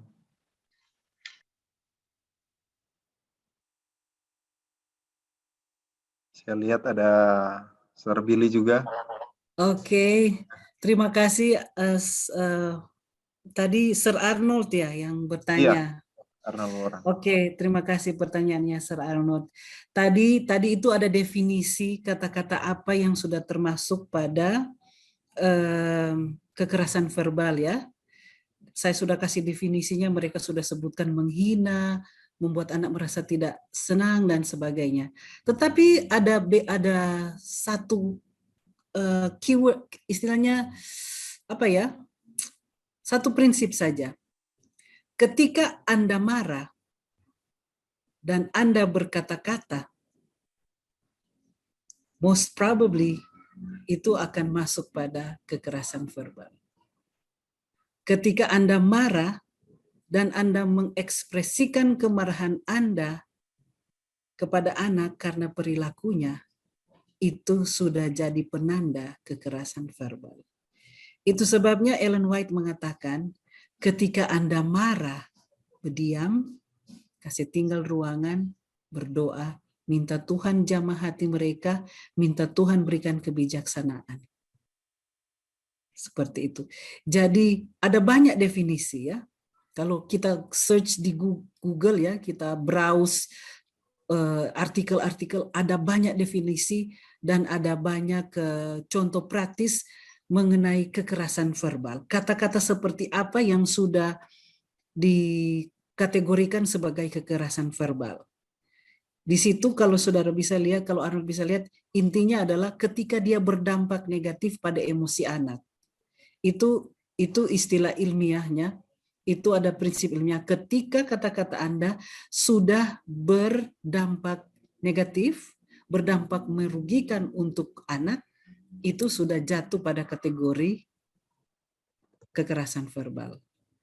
Tetapi kalau kita lihat catatan Ellen White, kalau kita mulai marah, nah sudah akan menuntun kepada kekerasan verbal. Seperti itu kira-kira Bapak Arnold. Baik, terima kasih banyak Mem. Terima kasih Terima banyak. kasih. Terima kasih. Oke, terima kasih. Baik, kita ke penanya berikut, ada di kolom chat. Kita akan membacakan mulai dari pertanyaan yang pertama.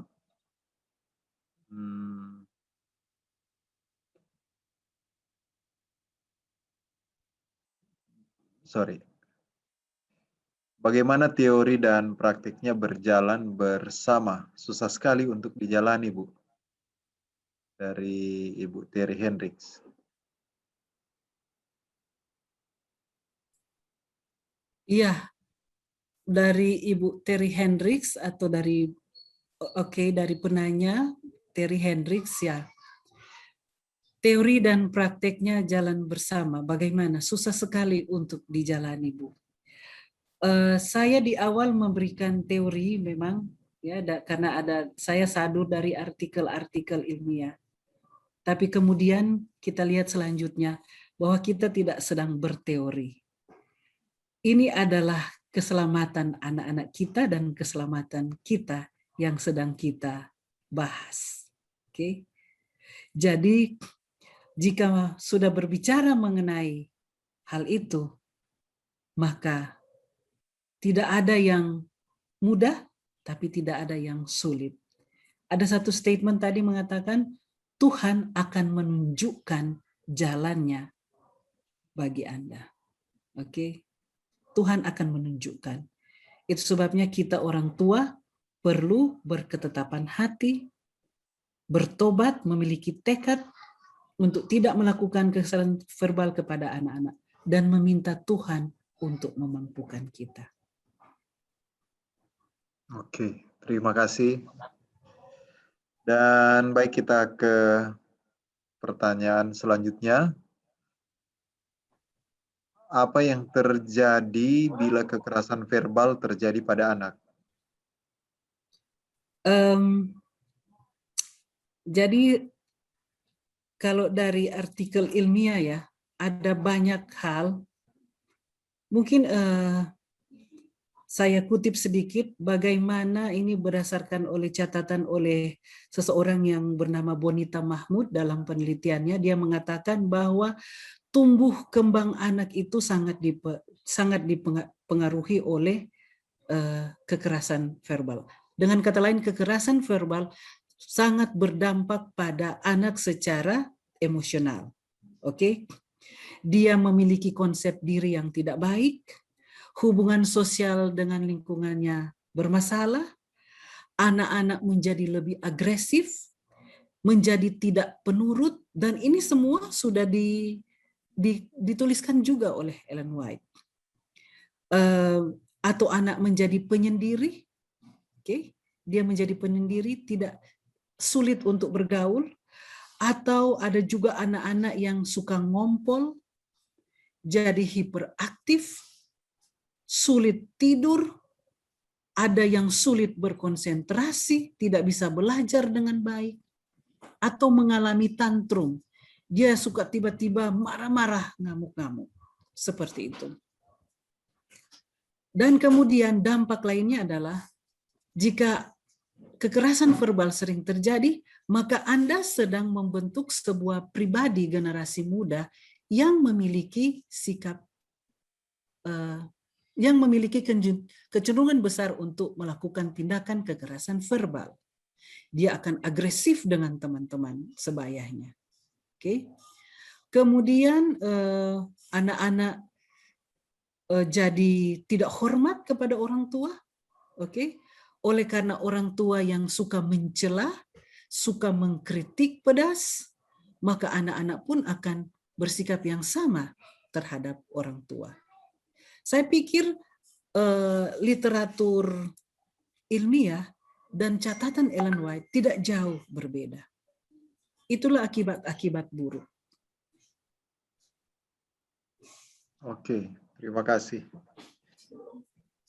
Oke, baik, kita ke pertanyaan selanjutnya. Bagaimana kalau sudah terlanjur dengan kekerasan verbal? Apakah harus meminta maaf ke anak atau berdoa? Saya pikir dua-dua. Anak-anak harus, rasa hormat kita kepada anak-anak harus sama dengan rasa hormat kita kepada orang dewasa yang lain. Walaupun mereka masih kecil ya, tetapi mereka harus diperlakukan dengan hormat. Jadi jika kita merasa kita sudah berbuat salah kepada anak-anak, kita harus minta maaf. Dan saya senang dengan hal ini karena kalau saya buat salah kepada anak-anak dan saya harus minta maaf kepada anak saya merasa malu. Jadi itu bisa membuat saya kapok, biar berikut jangan bikin lagi seperti itu, ya. Supaya kita malu berbuat salah kepada anak-anak kita. Jadi kita minta maaf kepada mereka dan kita berdoa. Tentu saja kita mendoakan diri kita, kita mendoakan anak-anak kita berdoa bersama-sama dengan anak-anak. Tetapi tentunya dalam situasi yang tidak marah-marah ya. Karena seperti Ellen White katakan, dalam kondisi marah, anak-anak tidak terbuka untuk hal-hal yang sifatnya rohani. Saya pikir seperti itu. Ya, terima kasih Mem untuk penjelasannya. Oke, kita lanjut ke pertanyaan selanjutnya. Dulu saya mendapat didikan yang keras dari orang tua, bahkan selalu ada hukuman dari tiap pelanggaran. Tapi dampaknya membuat kami anak-anaknya disiplin sampai sekarang. Tetapi beda dengan sekarang. Bagaimana dengan hal itu, Mem? Masing-masing keluarga memiliki sistem nilai yang berbeda. Masing-masing orang tua memiliki pola pengasuhan yang berbeda-beda. Saya sendiri tidak paham bagaimana hukuman atau pelanggaran yang dilakukan.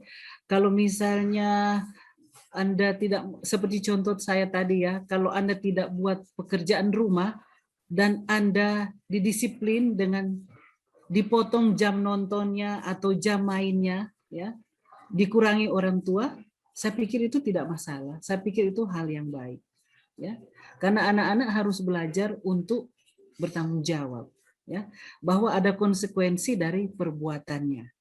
Tetapi fokus kita adalah pada penggunaan kata-kata yang masuk pada kategori kekerasan verbal, seperti itu. Saya juga datang dari keluarga yang dihukum oleh karena pelanggaran.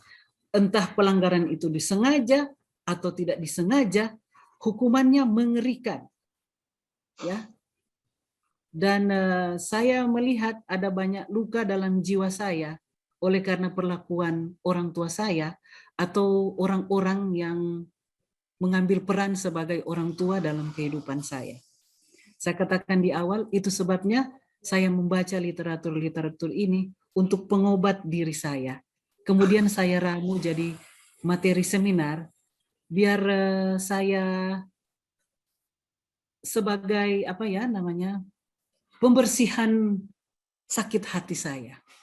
Bahwa ini adalah tindakan yang salah dari orang tua saya, dan ada dampak-dampak tertentu yang harus saya tanggung sampai sekarang. Oke. Dan menjadi nasihat buat saya supaya saya memutus rantai kekerasan yang dipraktekkan oleh orang tua saya. Oke. Baik, terima kasih untuk penjelasannya. Kita beranjak ke pertanyaan selanjutnya. Kadang terjadi perbedaan prinsip antara ayah dan ibu. Misalkan ibu cerewet dan mengomel saat anak baru saja bangun tidur karena ada kesalahan sebelumnya, atau berkata kasar kepada anak-anak, atau sebaliknya mungkin dari ayah. Bagaimana pasangan dapat menyeimbangkan supaya tidak terjerumus jauh kepada kekerasan verbal, supaya perselisihan antara orang tua tidak dilihat oleh anak-anak terjadi perselisihan di antara orang tua. Ya, saya setuju. Saya lihat ada prinsip yang baik dari ibu ya, mungkin ibu dan bapak Winner Joyce ini. Orang tua yang melihat bahwa harus seragam ya, harus seragam. Saya juga seringkali mengalami seperti ini, Bu. Suami saya mungkin berbicara kepada anak yang saya rasa wah ini kayaknya nggak cocok lah. Tapi saya tidak bisa menyelah. Saya tahan saja. Setelah itu saya belum mau langsung koreksi dia. Menunggu saja sampai dia dingin, kemudian saya bicara baik-baik. Karena sebagai istri atau sebagai suami kita paling tahu momen yang mana paling baik untuk berbicara dengan pasangan kita, termasuk untuk bertukar pikiran mengenai cara mendisiplin anak-anak. Kadang-kadang ya, yang saya lihat adalah begini, kalau kami di rumah masih marah-marah lah, makanya saya bilang materi ini buat kita semua lah. Kami juga masih dalam pergumulan. Jadi kalau dia menegur anak kami ya, saya sakit hati. Tapi giliran saya yang menegur anak-anak, dia yang sakit hati. Seperti itu. Itu yang jadi kan. Dia negor anak-anak, saya yang dengar sakit hati. Saya yang tegur, padahal saya sudah tegur, menurut saya sudah sebijaksana mungkin, dia yang sakit hati. Tapi aturannya nggak boleh berantem, nggak boleh berselisih paham di muka anak-anak. Ya, kita bicara di belakang. Kadang kalau kita bicara, saya suka bilang sama suami saya, Ellen White bilang, kalau kita sudah hidup di bawah disiplin Allah, ya, baru kita layak mendisiplin anak kita. Jadi sebelum kita mendisiplin anak kita introspeksi diri. Apakah kita sudah mengalami kuasa kemurahan kasih Tuhan? Apakah kita sudah mengapresiasi kasih dan pengampunan Tuhan dengan baik? Jika tidak, kita harus hati-hati dalam mendisiplin anak. Karena anak pun perlu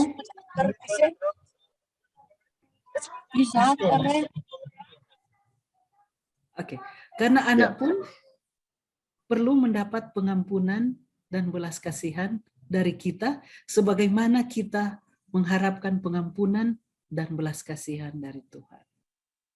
Seperti itu. Jadi di sini bagaimana menyeimbangkan supaya tidak terjerumus jauh kepada kekerasan verbal. Anda sebagai pasangan lebih tahu bagaimana keadaan emosional suami Anda atau istri Anda. Kalau dia mau mendisiplin anak, duduklah di situ untuk menjaga supaya jangan terjadi kekerasan verbal. Atau kalau selesai seminar ini mungkin ya, rembukan sama pasangan, "Pak atau Mah, nanti kalau kita mau negur anak-anak, kamu nanti kode seperti apa kalau saya mulai kasar-kasar? Kamu kode istilahnya Pak atau sudahlah Pak, atau kalian berdua lah, Bapak Ibu lah yang membuat sistem seperti apa untuk saling mengingatkan tanpa menimbulkan kesan kepada anak-anak bahwa Anda sedang mengintervensi tindakan dia untuk mendisiplin anak Anda." Kira-kira seperti itu ya kalau kami, masukan saya seperti itu. Iya, terima kasih banyak. Oke, baik, kita ke pertanyaan yang terakhir ini. Kekerasan verbal selain mempengaruhi perkembangan karakter anak, apakah juga mempengaruhi perkembangan fisik anak? Saya tidak bisa menjawab, Pak Matthew ya. Saya tidak bisa menjawab berdasarkan ulasan artikel-artikel ilmiah, saya belum membaca dan sebagainya. Tetapi saya ingat kalau Ellen White dia mengatakan tadi dia merusak saraf-saraf ya, saraf-saraf telinga seperti itu. Jadi kalau fisik saya tidak ada jawaban apakah mempengaruhi perkembangan fisik anak atau tidak. Oke. Baik, sudah selesai pertanyaan di kolom chat. Ada yang mau bertanya secara langsung? Kami berikan kesempatan. Halo, selamat malam. Ya, silakan. Oke, terima kasih banyak, Mem, sebelumnya untuk materinya. Pertanyaan pertama mungkin apa materinya boleh diminta ini? Oh ya, boleh nanti saya share. Boleh saya share. Oke. Terima kasih, Mem. Selanjutnya, apakah bagaimana kita orang tua memahami psikologi atau keinginan anak, maunya anak dengan segala sikap-sikapnya yang mungkin kita tidak paham. Dengan apa untuk memahami keinginan anak di tingkat-tingkat usia dengan segala gerak-gerik mereka seperti tadi kan yang bilang anak-anak semakin kecil semakin mudah untuk diubah-ubah perasaan mereka jadi senang, jadi marah. Nah, bagaimana kita paham tindakan anak-anak di tiap tingkatan usia seperti tadi kan membilang untuk anak-anak kecil ada yang sudah remaja. Nah, seperti itu. Lalu tindakan kita di anak-anak di usia yang beda-beda itu bagaimana. Nah, terus saya dulu seperti tadi punya pengalaman untuk ketika diakon atau kostor tadi ya, bersikap seperti itu, ikut keluar untuk menegur kostor itu. Nah, saya juga pernah ketika datang ke jemaat, dan ya kebetulan karena saat ini saya juga dipercayakan untuk mengajar, jemaat itu baru pertama kali saya datang, dan ketika kami memperkenalkan diri dari sekolah, saya juga punya anak-anak kecil. Anak saya saat ini sudah 3, waktu itu 2. Waktu itu 2, dan yang paling tua sekarang usia 7 tahun. Usia 7 tahun. Nah, yang kedua usia 5 tahun.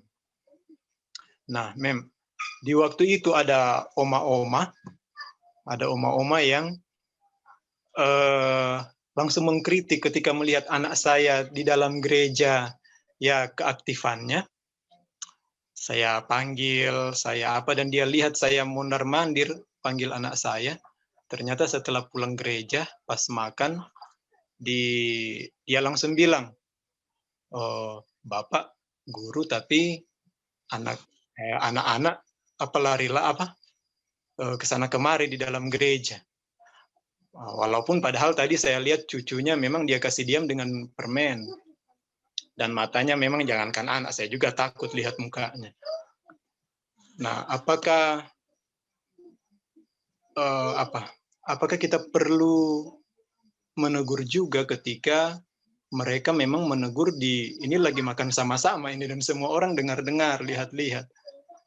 Nah, apakah kita juga perlu langsung bersikap karena dia tegurnya di depan umum, apakah kita perlu juga langsung bersikap di depan umum untuk atau memberikan, apakah memberi nasihat, memberi kutipan atau bagaimana, ataukah kita diam-diam atau bagaimana nih? Nah, itu mungkin pertanyaan saya. Oke, terima kasih Pak Rano pertanyaannya. Kalau yang pertama yang mengenai tahapan perkembangan anak-anak ya dan pola perilaku mereka pada tahapan perkembangan itu, mungkin saya bukan orang yang berkompetensi untuk menjawabnya, walaupun itu saya pernah belajar ya. Saya pernah belajar, tetapi ada orang lain yang mungkin lebih berkompetensi menjawabnya, termasuk bagaimana peran orang tua dalam fase-fase perkembangan ini ya.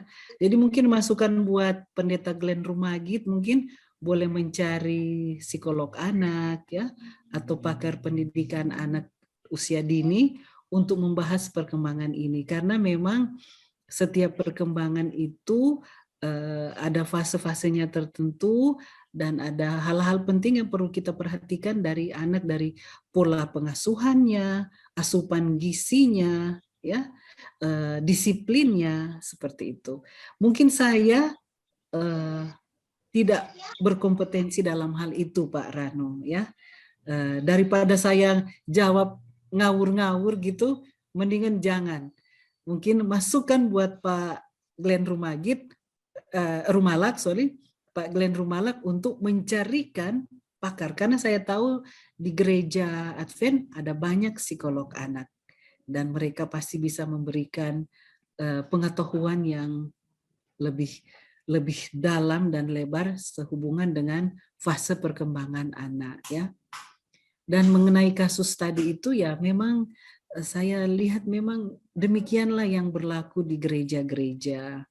Bukan hanya di gereja Pak Rano, tapi ada di banyak gereja seperti itu, termasuk di gereja saya dulu waktu gereja masih kecil dulu. Nah, kalau tanggapan saya sih secara pribadi ya, kalau Bapak mau merespon teguran Ibu itu oleh karena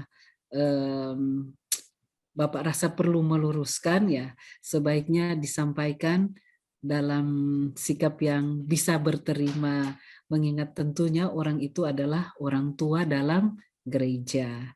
Oke, jangan sampai terbawa emosi karena sekali lagi di sini kita harus berperan sebagai pemutus rantai kekerasan termasuk kekerasan verbal kepada anak. Jika kita menanggapinya dengan secara emosi, maka kita memberikan teladan yang kurang baik mungkin untuk anak kita sendiri, ya. Yang rugi nanti kita dan anak kita. Ibu itu pasti nggak berubah. Kalau sudah umur begitu masih begitu, ya itu bawaannya dia dari kecil. Dari mama papa-papanya, nenek teteknya mungkin ibu itu sudah diajar dalam pola seperti itu gitu. Kita tidak bisa mengubah mereka yang sudah tua, sulit gitu. Tetapi yang penting di sini adalah bagaimana kita mendidik anak kita. Jangan sampai kita lupa bahwa kita harus memutus rantai kekerasan itu. Saya pikir seperti itu Pak Rano. Ya kalau ditimbang-timbang kebanyakan ruginya daripada untungnya, Alkitab katakan lebih baik berdiam diri sajalah. Kita ajar anak kita bikin senang aja dia atau seperti apa. Kalau bisa mungkin saya kasih usul ya. Anak-anak itu kan ada yang di gereja itu ada anak-anak yang bisa diam seperti anak saya yang tua. Tetapi ada seperti anak saya yang kedua, dia nggak bisa duduk lama karena memang dasarnya anak itu seperti itu. Dibawakan buku juga paling dia lihat 10 menit dia sudah bosan. Dibawakan kertas untuk pensil berwarna juga dia bosan. Maka dia harus keluar untuk merenggangkan kaki dan tangannya. Dia lompat-lompat sebentar di halaman. Tapi tidak semua orang bisa memahami kondisi anak-anak berbeda-beda. Kadang dipikirnya kalau anak saya itu bisa duduk diam di gereja, anak orang lain juga itu harus bisa seperti itu. Dipaksakanlah kepribadian anak ini untuk kepribadian anak orang lain, ya tidak bisa seperti itu, ya. Di situ kita harus paham anak-anak itu berbeda. Tetapi juga anak-anak harus diajarkan sikap untuk hormat kepada rumah Tuhan, ya. Jadi sebisa mungkin kalau anak-anak mau makan, kalau anak-anak itu sibuk dan mau dibujuk pakai makanan, dibawa keluar. Ajar anak itu kalau mau makan di luar gitu, jangan di dalam rumah Tuhan. Kalau minum boleh di rumah Tuhan, ya. Kalau mamanya mau memberikan ASI ya Minum obat atau herbal? seperti mungkin ada ruangan khusus memberikan ASI, silakan. Atau orang tuanya memilih memberikan ASI di luar seperti itu. Atau ada juga di mana di gereja anggota jemaatnya toleransi, bisa orang tua memberikan ASI anak-anaknya di dalam. Atau ada seperti gereja-gereja di mana ada ruangan khusus untuk anak-anak. Jadi anak-anak di ruangan situ sambil orang tuanya mengikuti ibadah, anak-anaknya boleh ribut-ribut, boleh jalan ke sana kemari, boleh goyang-goyang toynya, tidak bermasalah karena keributan itu tidak terdengar sampai di luar, seperti itu. Intinya adalah anak-anak kita lahir dengan kepribadian dan kebutuhan yang berbeda. Tetapi prinsipnya sedini mungkin kita harus mengajarkan mereka sikap perilaku hormat kepada Tuhan, termasuk kepada rumah peribadannya, dan patuh dan menurut kepada orang tua. Dan kita memutus rantai kekerasan kepada anak. Seperti itu Pak Rano. Semoga boleh menjadi masukan untuk jawab pertanyaannya tadi. Oke, Mem. Nah, terima kasih banyak Mem punya tanggapan. Tadi kita rasa yang Mem punya kalimat di bagian akhir-akhir tadi, kita pernah baca juga di kutipan Nyonya White, dan itu sempat menimbulkan rasa bersalah tentang apa untuk memang ajar anak-anak tentang sikap hormat di tempat ibadah. Nah, dan oleh karena kutipan itu memang kita juga pribadi rasa ketika lihat kita punya anak memang aktif, ada dan lihat memang seperti tadi ada anak orang bisa diam-diam, memang dalam hati menimbulkan rasa bersalah. Apalagi kita yang malah di bidang pendidikan. Sementara di bidang pendidikan orang yang anaknya bukan di pendidikan diam-diam, anak saya yang di pendidikan malah aktif. Nah, lalu kalau tadi bilang ada gereja yang siapkan ruangan, anak kita bisa main, bisa apa di situ, dan kita bisa ikut ibadah, maksudnya apakah perlu kita merasa bersalah, apa? Maksudnya anak kita yang belum diam itu, apakah ketika timbul rasa bersalah itu wajarkah rasa bersalah itu atau bagaimana, Mem? Bapak Rano merasa bersalah karena apa, Pak? Karena Karena anaknya masih jalan-jalan. Gitu, Mem.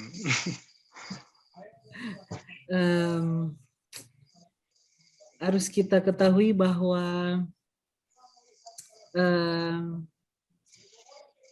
pemahaman kita tentang perkembangan anak itu dalam masyarakat kita, pemahaman masyarakat tentang perkembangan anak itu belum semua diketahui oleh masyarakat luas, ya. Itu sebabnya masih ada mungkin orang-orang tua yang melihat anak-anak yang aktif di gereja itu sebagai sesuatu yang tidak menghormati rumah Tuhan, seperti itu. Itu satu kenyataan yang sangat umum ditemui di gereja kita. Ya, jadi Pak Rano sebagai seorang pendidik harus memahami juga ini. Pak Rano kan pendidik ya, jadi sebijaksana mungkin mengaturlah supaya anak tetap merasa senang untuk ke gereja, ya. Tetapi pada saat yang sama orang lain juga tidak merasa terganggu dengan keaktifan anak kita. Mungkin seperti itu, ya. Memang ada banyak celah untuk konflik seperti itu, apalagi kalau yang sudah oma-oma tua, mereka datang ke gereja dengan sikap untuk hormat seperti itu, ya. Kalau anaknya jalan-jalan dulu itu dipukul, ya, dicubit supaya diam. Kasihan. Nah, anak-anak itu tidak enjoy ke gereja. Saya kalau ke gereja nanti dipukul, dicubit sama nenek. Nggak mau dia ke gereja. Ya. Karena pemahaman masyarakat luas tentang psikologi perkembangan anak itu belum punya mereka, ya. Jadi Pak Rano sebijaksana mungkin mengaturlah bagaimana. Mungkin duduknya jangan di agak ke depan supaya kalau anaknya mau jalan-jalan biasa di belakang dia mau keluar, tidak terlalu menarik perhatian anggota jemaat yang lain karena kita duduknya di belakang, seperti itu. Mungkin seperti itu. Kemudian kalau anaknya suka suka buat kegiatan apa, kita bawakan game istilahnya permainan yang edukatif seperti itu buat mereka kerjakan di gereja supaya mereka tenang seperti itu. Tetapi tentunya beberapa menit kemudian mereka mau keluar lagi, kita boleh bawa keluar seperti itu. Nanti kalau duduknya agak tengah kan kita keluar-keluar bisa menarik perhatian orang, kita berdiri masuk. Mungkin duduknya di agak belakang seperti itu. Memang tidak gampang, ya. Tidak gampang, itu sebabnya kita perlu pertolongan Tuhan. Kita perlu pertolongan Tuhan dalam mendidik anak kita seperti itu. Iya. Oke, terima kasih banyak masukan-masukan yang sangat baik. Saya lihat di kolom chat banyak yang minta materinya. Jadi nanti akan dikirimkan ke grup WhatsApp. Oke, baik. Satu terakhir kalau masih ada. Oke, dipersilakan Ibu Rolis atau ibunya Rolis. Halo, Men Jahat. Perkenalkan aku Rolis. Oke. Aku ini guru TK. Aku punya ponakan ikut kelas bahasa Inggris di Eden Club ini. Aku ingin bertanya, menarik ya, sebenarnya kekerasan itu bukan hanya kekerasan fisik, tetapi juga kekerasan dari kata-kata. Aku ingin bertanya, apakah salah ya jikalau kita mengharapkan sesuatu yang besar kepada anak-anak? Jadi ketika keponakan aku ini tipenya begini Bu. Jadi dia tahu jawabannya, tapi dia malu. Dia malu untuk memberikan jawaban. Jadi ketika aku ada di tempat, aku selalu bilang kayak gini, Dede kenapa sih kamu tuh harus pede loh kalau jawab soal lo, biar ibu guru kamu tahu bahwa kamu tuh tahu jawabannya. Kalau Dede diem, ibu guru kamu nggak tahu, kamu tahu. Dede tuh harus show off ya. Jadi aku tuh selalu memaksa dia selalu bilang, Bunda, Dede kan udah coba, tapi kan ibu gurunya nggak panggil Dede. Dia bilang seperti itu. Terus aku bilang lagi, kamu jangan, kamu tuh anak laki-laki, jangan pemalu. Pokoknya kamu harus maju terus. Jadi aku push dia. Aku nggak tahu apakah ini mempengaruhi mental dia atau tidak. Karena terkadang dia kalau ada Bunda dia langsung kayak, aduh harus sempurna nih, harus perfect nih, harus kayak ada beban dalam ketika dia belajar itu. Jadi apakah ini kita nih kadang-kadang orang tuh juga keterlaluan ya kalau ngomong ya. Jadi kita memperbandingkan kehidupan kita dengan anak-anak. Kalau kayak aku dulu waktu kecil, kalau si mami udah bilang belajar, aku langsung belajar. Waktu tidur, aku tidur menurut gitu.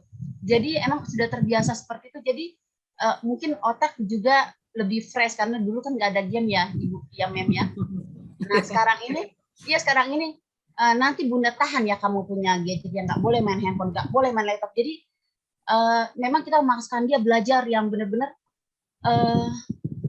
sebenarnya ini termasuk kekerasan kata-kata ya Mem ya, karena terlalu memaksakan mereka sehingga mereka stres. Sebenarnya niatnya baik supaya mereka itu nggak ada malu-malu, lebih percaya diri, tapi aku melihat dia tertekan loh. Jadi karena mungkin antinya kejam juga karena di rumah kita manggilnya anak kakak aku manggil aku Bunda, manggil kakak aku lagi Mami, manggil mami kandungnya Mama. Jadi kita tuh nggak ada yang manggilnya anti Mem. Jadi aku selalu paksa dia harus belajar, harus verbal harus kuat. Pokoknya untuk hitungan juga harus kuat sampai aku lesin segala macam. Terkadang aku tes dia di rumah, tapi aku merasakan dia tertekan sampai waktu itu khotbah bahasa Inggris buat acara anak-anak di conference. Sampai salah satu teman aku bilang, Lis kenapa ya kok kayaknya Dede tertekan ya, aduh orang lain bisa ngeliat dia tertekan. Jadi mohon bantuannya Mem, apakah salah kita, walaupun maksudnya baik, aku tahu ini salah, tapi bagaimanakah aku supaya bisa lebih manis budi lagi berbicara kepada keponakan, karena kebetulan dia tinggal sama kita. Jadi sebenarnya aku ingin dia yang terbaik, aku ingin dia percaya diri, jadi dia tinggal dengan orang kakek neneknya, dia tetap harus tumbuh sebagai anak normal karena orang tuanya berdua sibuk memikirkan pekerjaan mereka. Jadi bagaimana supaya aku berbicara dengan manis budi yang mengerti dia tanpa harus menghakimi dan memberikan kekerasan secara verbal. Itu aja. Thank you, Mem. Terima kasih Bunda Rolis, guru TK ya. Saya itu sangat menghormati guru-guru di TK dan SD. Karena tugasnya nggak mudah. Iya, luar biasa. Saya sampai sekarang begitu menghargai guru-guru anak saya yang di TK sama SD. Mereka yang mengajar anak saya menghafal ayat hafalan, mengajarkan cerita-cerita Alkitab. Mereka menggantikan banyak kekosongan tanggung jawab yang tidak kami orang tua lakukan, tetapi dilakukan oleh guru-guru. Makanya saya salut sekali sama Bunda Rolis nih ya, ada guru TK. Wah, terima kasih banyak. Saya kayaknya nggak perlu jawab deh itu. Bunda Rolis cuma curhat kok. Bunda Rolis udah tahu jawabannya. Tapi perlu juga, Mem, untuk bagaimana untuk menyemangati dia tanpa harus ya ekspektasi yang tinggi membuat mereka stres. Jadi walaupun guru tapi pengalaman juga kurang, Mem. Karena ya, itu dia Bunda. Kadang peran kita sebagai guru dan orang tua itu kadang campur aduk ya. Kita lupa bahwa orang tua itu anak itu hanya perlu support dari orang tua. Anak saya itu, yang kakak itu, dia paling gak mau matematika. Gak mau dia matematika. Dia gak mau menghafal. Apalagi sekarang dia maunya main gitar aja terus. Saya punya ekspektasi yang besar untuk dia. Dia itu saya kasih kursus kumon. Kemudian saya tiba pada titik di mana saya bilang, saya sendiri nggak suka matematika kok. Ngapain saya paksa anak saya? Dia waktu dia masih kecil suka dapat penghargaan. Ranking begini, ranking begitu. Tapi sekarang dia naik turun, kadang ranking, kadang enggak. Dan dia tahu saya mengharapkan dia dapat ranking. Tapi dia hanya perlu support saya. Saya bilang nggak apa-apa lah Kak, Mama senang asal kamu belajar tanggung jawab. Kalau nggak bikin assignment itu baru Mama marah-marah sama kamu. Kan kita di dunia pendidikan mengenal multiple intelligence. Bahwa anak-anak itu punya intelijensi yang berbeda-beda. Alkitab mengatakan apa saja yang ditemui tanganmu untuk dikerjakan, kerjakan dengan sebaik-baiknya. Itu prinsipnya. Dia mau jadi apa nanti? Preferensinya secara kognitif mau seperti apa? Kita didik anak kita untuk menjadi yang terbaik. Kita mengajar anak kita, Bunda, jangan supaya ibu gurunya tahu dia tahu jawabannya. Enggak. Kita mengajar anak kita untuk belajar dengan baik. Dia sudah tahu dan itu pengetahuan itu bermanfaat untuk dia, itu sudah segala-galanya. Enggak perlu gurunya tahu.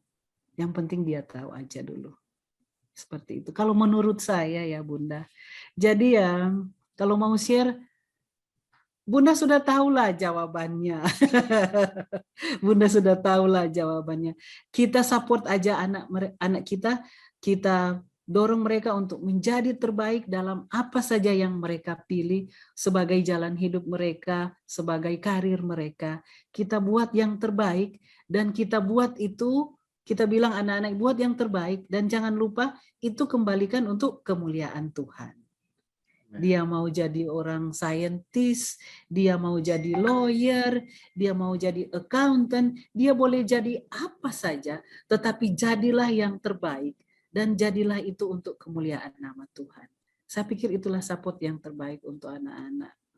Seperti itu, Bunda. Amin. Terima Oke, kasih, Men. Amin. puji Tuhan. Dan sebelum kita akan masuk pada closing statement dan doa tutup, kita akan foto bersama. Silahkan saudara-saudara untuk mengaktifkan kameranya dan kita akan ambil gambar bersama. Ya, oke, siap semua. Jangan lupa untuk senyum. Siap, 1, 2, smile. Oke, terima kasih. Baik, saat ini kita akan mendengarkan closing statement dan langsung dilanjutkan dengan doa tutup. Dipersilakan. Oke, closing statement saya adalah marilah kita sebagai anggota gereja menjadi pemutus rantai kekerasan agar kita boleh menciptakan generasi masa depan yang bermanfaat bagi masyarakat dan menjadi pekerja bersama Allah. Sebagai orang tua, mari kita serahkan hidup kita kepada Tuhan dalam semua permasalahan pendidikan anak-anak, kita kembalikan itu kepada Tuhan, Tuhan yang akan intervensi. Oke. Saya pikir sampai itu saja closing statement saya dan mari kita tunduk kepala dan kita akan berdoa. Kita berdoa. Tuhan Bapa kami di surga, hamba-Mu berterima kasih untuk waktu yang indah di mana kami umat-umat Tuhan, para orang tua boleh berkumpul bersama-sama lewat Zoom untuk berbagi pengetahuan, berbagi firman Tuhan, saling menguatkan dan saling mendoakan. Tuhan, kami orang-orang tua yang berdosa, banyak kekurangan dan kehilafan. Kami masih banyak pergumulan ya Tuhan. Dari saat ke saat kami bergumul terus untuk memberikan pendidikan yang terbaik bagi anak-anak kami. Dalam segala keterbatasan kami Tuhan, kami mohon kekuatan-Mu, kami mohon Roh Kudus-Mu untuk membantu kami menjadi lebih bijaksana. Kami sudah berbuat banyak kesalahan. Kesalahan di hadapan Tuhan, dan kesalahan di hadapan anak-anak kami. Kami memohon ampun Tuhan untuk semua dosa-dosa dan pelanggaran. Ada banyak kali kami berbuat hilaf, dan karena kami tidak mampu mengendalikan emosi kami. Kami memohon pengampunan-Mu ya Tuhan, dan kiranya Engkau akan terus memegang tangan kami, memberikan kebijaksanaan agar kami boleh menjadi orang tua yang lebih baik dari saat ke saat. Tuhan, pada saat ini kami mau bertobat dari semua kesalahan kami. Kami memohon Tuhan menguatkan kami. Kami memohon kebijaksanaan Tuhan. Roh Kudus-Mu kiranya menjadi bagian kami dari saat ke saat, agar kami boleh menjadi orang tua yang dapat mempersiapkan anak-anak untuk kerajaan Tuhan. Kami juga mendoakan anak-anak kami Tuhan dalam berbagai umur mereka, dalam berbagai fase perkembangan mereka, dalam berbagai persoalan sebagai anak-anak yang sedang mereka hadapi. Tuhan kiranya memberkati mereka dalam pertumbuhan dan perkembangan mereka, agar anak-anak kami boleh bertumbuh dengan baik secara fisik, secara mental, secara rohani, dan juga sosial Tuhan. Kami serahkan mereka semua ke dalam tangan Tuhan, karena mereka adalah titipan Tuhan untuk mereka, untuk kami. Tuhan, Engkau kiranya membantu anak-anak ini agar terhindar dari segala mara bahaya. Kami serahkan keluarga kami ke dalam tangan Tuhan, pasangan hidup kami, orang tua kami yang membantu, yang mungkin tinggal bersama-sama dengan kami untuk membantu membesarkan anak-anak kami. Tuhan berkati kami semua. Dan malam ini ketika kami berpisah dari ruang virtual ini, kami memohon berkat dan perlindungan Tuhan bagi masing-masing keluarga kami. Hamba-Mu yang sudah membawakan firman ini Tuhan, Engkau kiranya memberkati agar kata-kata yang telah hamba sampaikan boleh menjadi berkat. Engkau kiranya selubungi kekurangan hamba-Mu, dosa yang hamba lakukan dalam rumah tangga kepada anak-anak dan dalam pekerjaan sebagai dosen, agar supaya dosa-dosa itu tidak menjadi penghalang dari pelajaran yang sudah kami pelajari malam ini Tuhan.